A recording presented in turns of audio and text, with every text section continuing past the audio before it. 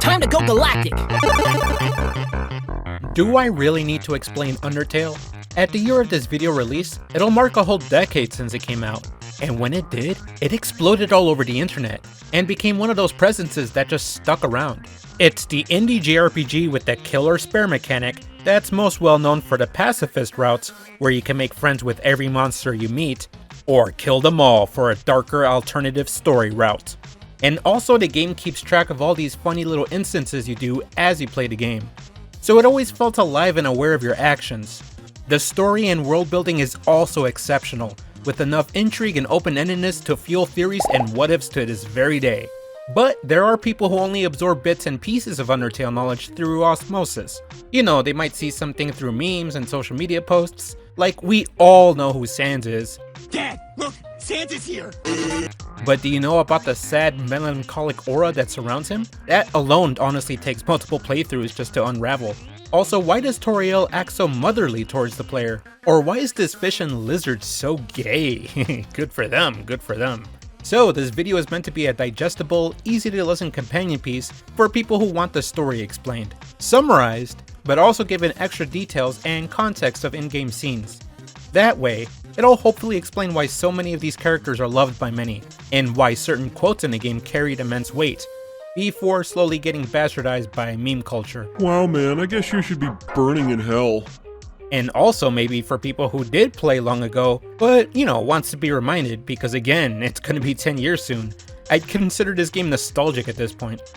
Alright, enough intro padding. Let's begin. At the intro, we're told about humans and monsters. The two went to war, and the humans won. So the monsters were banished into the underground, where a barrier keeps them sealed. We then cut forward to 21X at Mount Ebott. Legends say that those who climb this mountain never return. So of course we see a human climb this mountain, and then they trip and fall into the underground, where the monsters live. And we get to name this human. Off the bat, there's a bunch of Easter eggs that prevent you from taking names of certain other characters, but this video won't focus too much on Easter eggs, unless it helps provide additional intrigue or lore to the context of the scene.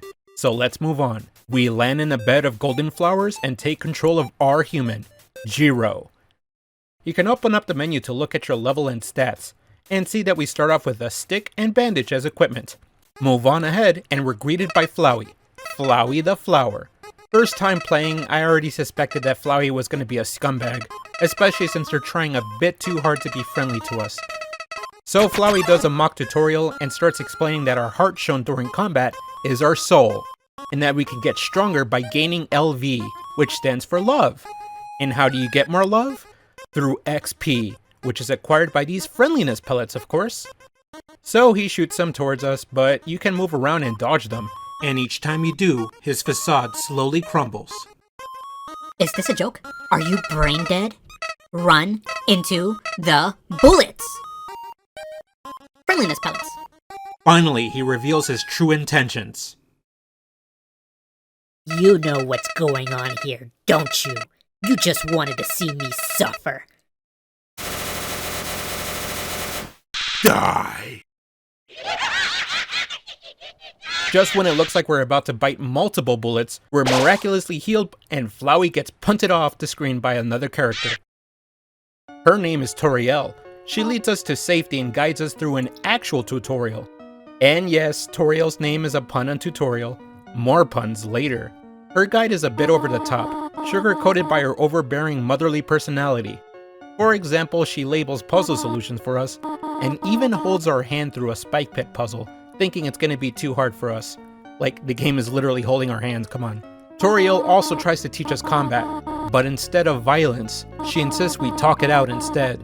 So she has us practice on a training dummy. So anyways, I attacked it. She scolds me a bit and emphasizes the pacifist method before moving on. In the next room, we get a small sample of real combat. When a random encounter plays out, a frogget appeared. It's turn-by-turn combat, so I went first and slashed at it. But before Frogget can strike back, Toriel comes in and gives him the meanest mug a mother can muster. And trust me, mothers can mug. But, skipping ahead, she has us walk alone across a long corridor to test our bravery. Oh god, I'm 34 years old, I can't handle this kind of pressure! But surprise! Turns out she was waiting for us at the end the entire time. Which you can find out by yourself if you inspect the pillar. This walking alone thing was just an exercise so that Toriel can leave us alone, while she goes handle some personal matters. She does leave us a phone though, and heads off. And if you actually listen, you can wait for Toriel, and she does actually call in every few minutes to check up on you, letting you know that her errands are taking longer than expected. But if you keep waiting, then a dog will suddenly ambush her, steal her things, including her cell phone, and then you can overhear Toriel trying to find the dog so she can get her phone back, and the dog is just being an annoying little mutt. So eventually you gotta get moving, so let's go. Now we can finally venture by ourselves and play the game. There are a bunch of random encounters with unique monsters. One frogget nearby explains that you can spare monsters after doing certain acts, which is an option during battle. Basically, you gotta figure out which command will make the monster spare you, and once they can be spared, their name highlights with a different color.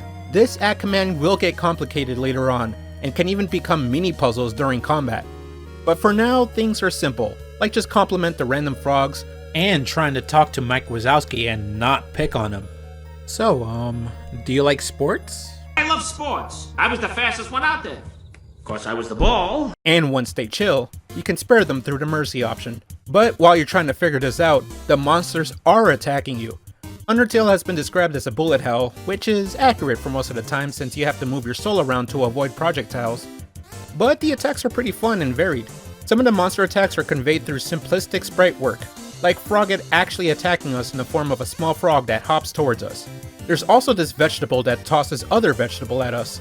And sometimes you can ask the monster to heal you, which marks one of the projectiles with a green color. These are safe to touch and can heal you too. But for now, we're exploring these ruins. The puzzles are easy to solve, but you can also stop to smell the quirky humor. For example, you can find a fourth tiny frogger in the cracks of a wall, or while trying to solve a puzzle by pushing rocks onto buttons, one of them suddenly becomes sentient and gives you some back sass. Finally, I can move on.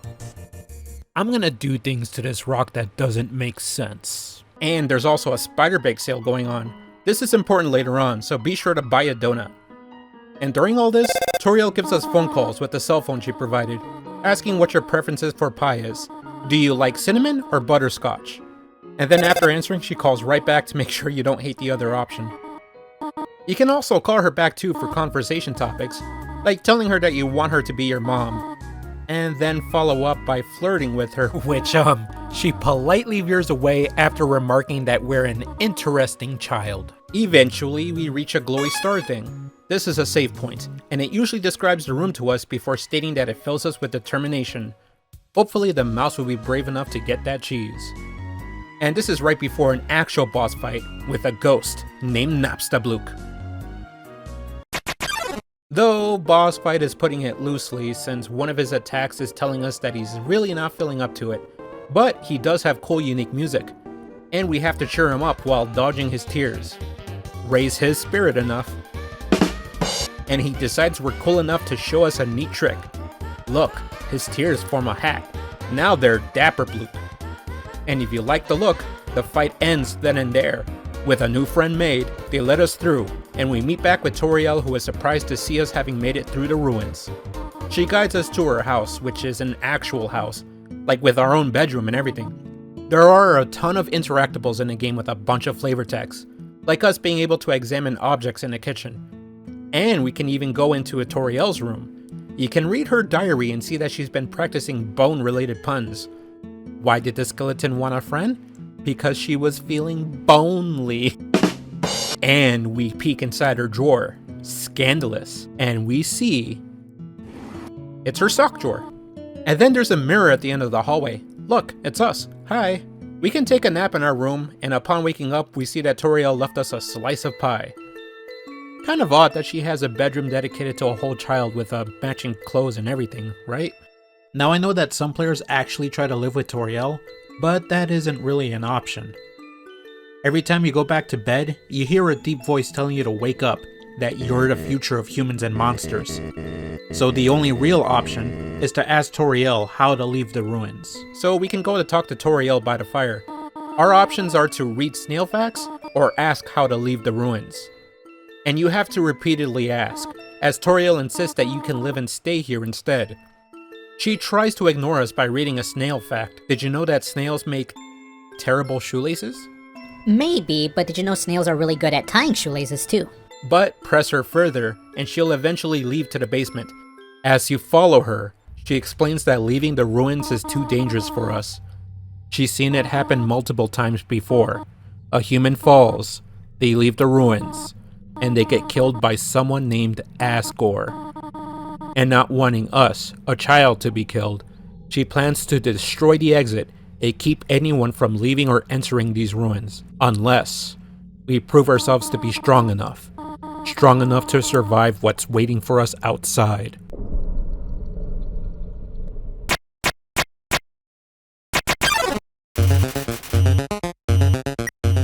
Now, the first actual boss fight plays out, and I want to recap my experience when I played blindly the first time back in 2015. I didn't want to fight her, and I didn't know what to do. I kept trying to talk to her through the act menu like she taught us, but nothing was happening. And during this, Toriel is attacking us. Typically, when enough damage is inflicted, Toriel will end her attack animation prematurely and start to miss on purpose since she's not trying to kill me. But back then, I actually managed to die. It is possible to get killed, and you can see her reaction for a split second before being taken to the game over screen. Oops. So I thought I had to actually prove myself in combat by attacking her back. I was hoping that if she was injured enough, she'd finally react to talking. But for those who thought the same thing, then you know what comes next. At first, you can only do chip damage, but when her HP bar is down to a little over a quarter, suddenly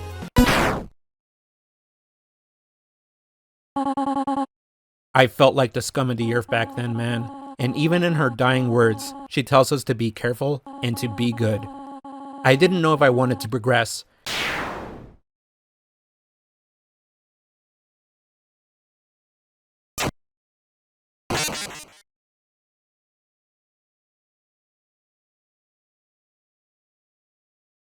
And afterwards, you can try calling Toriel's phone again, just to be told that nobody came. If you move on ahead, you're greeted by Flowey, who mocks Toriel's philosophy. Bitter, I decided to go back to my previous save and try to fight her again.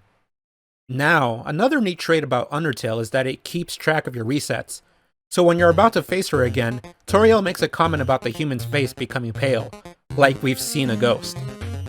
But anyways, we fight again, and it turns out that the real answer was to repeatedly spare her through the mercy menu, not act. Oh, I'm so dumb. Toriel notices and asks us why we're not fighting, and you have to spare her several times, going through dialogue of her trying to persuade us to stay, but stay determined, and she'll falter to our resolve. And for us, she'll put her fears and doubts to the side. Eventually the battle ends, and she lets us leave, but she does ask us to not come back. Hopefully, you understand why.